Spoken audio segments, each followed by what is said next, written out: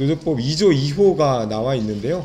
개정의 내용을 보자 그러면 근로계약 체결 당사자가 아니더라도 근로자의 근로조건에 대하여 실질적이고 구체적으로 지배 결정할 수 있는 지위에 있는 자도 그 범위에 있어서는 사용자로 본다라는 내용이 들어가 있습니다. 그래서 근로계약 체결과 좀 무관하게 노동자의 근로조건에 대해서 실질적이면서 구체적인 지배 개입이 있다 그러면 교섭의 의무를 가진다라는 것인데요. 여기서 이제 쟁점이 되는 것은 원청 사용자의 어떤 기준, 여기서 얘기하는 지배 결정할 수 있는 지위가 도대체 이제 어느 정도인지 이제 그런 부분들이 조금 더 쟁점이 될 수 있을 것 같고요.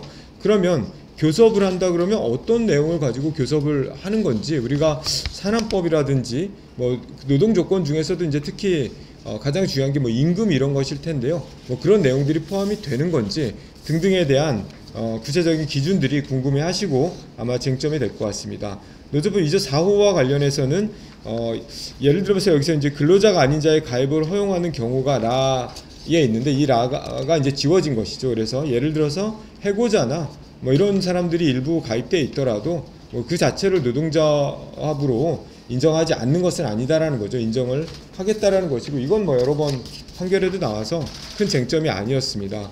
노조법 2조 5호가 그 다음 페이지 5페이지에 나와 있는데요. 이건 약간 쟁점이 될 수가 있습니다. 사실 노조법 2조 2호도 판결에 가면은 불법 파견 소송 같은 거 많이 하지 않습니까? 그러면은 근로조건의 실질적인 지배 개입, 뭐 예를 들어서 업무 지시라든지 뭐 이런 것들을 하게 되면 고용 의제가 생기는 이런 것들은 다 알고 계실 텐데요.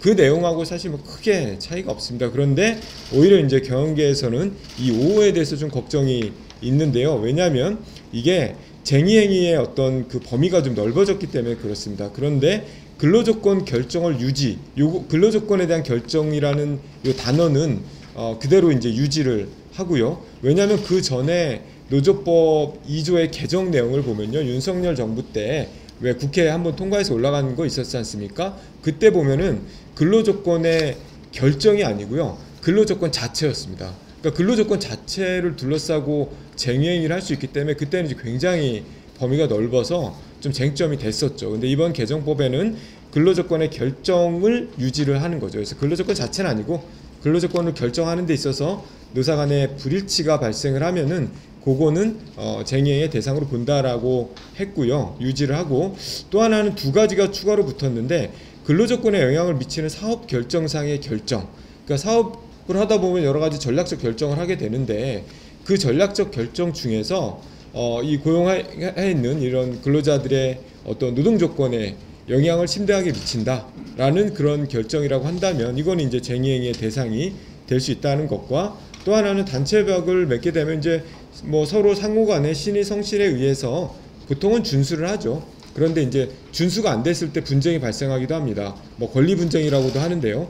그 내용이 가나 다라로 돼 있어서 임금, 근로조건, 해고, 안전보건 이런 쪽과 관련돼서 이미 합의를 했는데 이거를 심대하게 위반했을 경우에는 이것도 쟁의행위의 대상이 된다라고 해서 범위가 좀 넓어졌다라고 보시면 됩니다. 쟁의행위를 할 수 있는, 예전에는 이런 이 단체협약을 맺은 것에 대해서 위반을 하더라도 이걸 가지고 만약에 파업을 한다 그러면 이건 이제 불법 파업이 될 수가 있는 거죠. 권리 분쟁이기 때문에. 그런데 이제는 불법 파업의 범위가 좀 줄어든 거고, 다른 말로 하면 합법적으로 파업할 수 있는 범위가 좀 늘어났기 때문에 왜 일부 우리 정부 관계자분들이 이 법에 대해서 산업평화법이다라고 부른 이유가 그런 이유라고 볼 수가 있습니다. 합법적으로 뭔가 쟁의행위를 할 수 있는 게 늘어났으니까. 근데 아마 이거는 사용자 입장에서는 상당히 걱정이 되는 거죠. 왜냐 그러면 계속해서 이 사람들이 이거 파업하고 마냐 이러는 거 아니야? 노동조합이?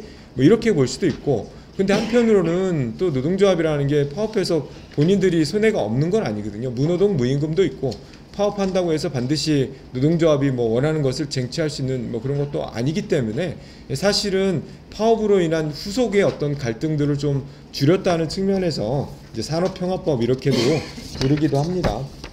3조는 다 아시는 것처럼 손해배상 청구할 수 있는 건데요. 불법 파업에 되면 손해배상 청구할 수 있는데, 손해배상 청구하더라도 노조에서의 지위, 쟁의행위의 참여 정도, 손해 발생에 대한 관여 정도 이런 걸 따져서 책임을 물어야 된다라는 그런 내용입니다. 그리고 노동자나 뭐 조합이 법원에 대해서 감액을 좀 청구할 수 있도록 그런 것도 보장하고, 신원보증인에 대한 연대 책임도 제외가 됐죠. 뭐 이런 것들은 큰 이견이 없습니다. 노사가 큰 이견도 없었고 이 여야 간에도 사실 큰 이견은 없었던 내용으로 알고 있습니다. 자, 그러면 남은 한 2분 30초 동안 정도에는 이 법 개정 이후의 질문들에 대해서 좀 말씀을 드릴 텐데요. 많은 분들이 이제 사내하청의 경우에는 이 교섭 의무가 있을 것 같다, 이렇게들 이제 판단을 하시는데, 아니 그러면 사회하청이나 다단계 하청도 있습니다. 그러니까 사내하청이 또 하청을 주는 뭐 이런 경우도 있는데, 이런 경우에도 교섭 의무가 있는지에 대해서는 좀 살펴봐야 되긴 하지만 기본적으로는 이 사회하청이나 다단계 2, 3단계의 어떤 교섭 의무가 발생할 가능성은 매우 적다라고 보고 있고요. 아주 이례적인 경우, 그러니까 사이트만 사회에 있을 뿐이지 모든 거를 다 지휘 감독을 하는 이런 공장이 있을 수 있습니다. 실제로 전자 쪽이라든지 조선 쪽에는 아주 예외적으로 있는데, 뭐 그런 경우는 해당이 되겠지만 대충 뭐 자동차 부품업이라든지 뭐 이런 쪽에는 사실 적용되기가 어렵습니다. 두 번째는 원청 노조와 함께 교섭을 해야 되느냐, 이런 얘기도 이제 많이 질문들을 주셨는데요. 그러니까 원청에도 노조가 있고 이제 하청에도 노조가 있으면 하청 노조가 원청을 상대로 교섭을 요구할 때 만약 교섭 의무가 있다고 하면은 그럼 원하청이 같이 해야 되는 거냐, 이제 요 얘기인데요.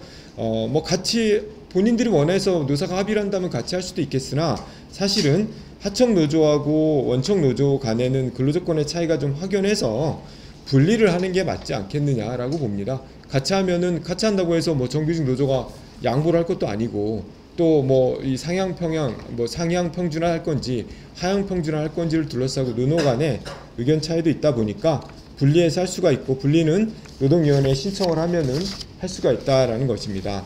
세 번째는 원청 사용자가 하청 사용자가 함께 교섭을 해야 되느냐, 뭐 이런 얘기인데요. 그러니까 이제 하청 노조가 교섭을 요구하는 거잖아요. 그러면 원청 사용자가 교섭 의무가 있다라고 치면은 이제 그렇게 하면 되는데, 이때 하청의 사용자도 같이 들어와서 해야 되는 거냐, 이런 이제 질문이거든요. 이것도 기본적으로 자율교섭이기 때문에 본인들이 노사 간에 그렇게 정하면 뭐 문제 없다고 봅니다. 그러나 대체로 봤을 때는 하청 사용자하고 할 수 있는 교섭 의제가 있고 원청 사용자하고 할 수 있는 교섭 의제가 저는 있을 거라고 봅니다. 그러니까 하청의 사용자도 사용자로서 책임을 져야 될 부분이 존재를 한다라는 것이죠.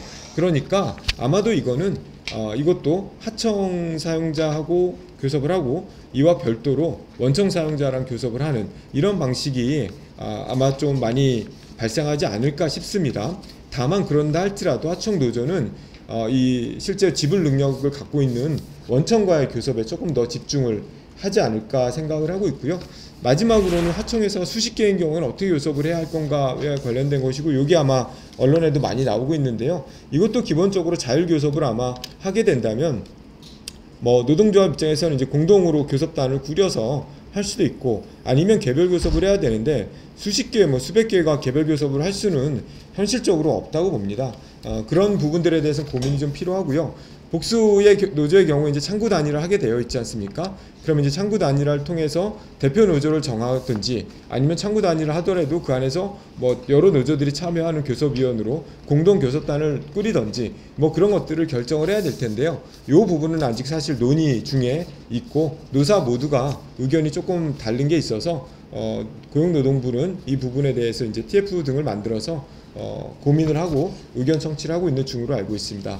어쨌거나 고용노동부의 이 매뉴얼이 노동조합에 대해서는 과도한 기대를 좀 낮추고 사용자에 대해서는 과도한 불안을 좀 해소하는 방향이 되어야 되지 않냐라는 목소리들이 상당히 많습니다.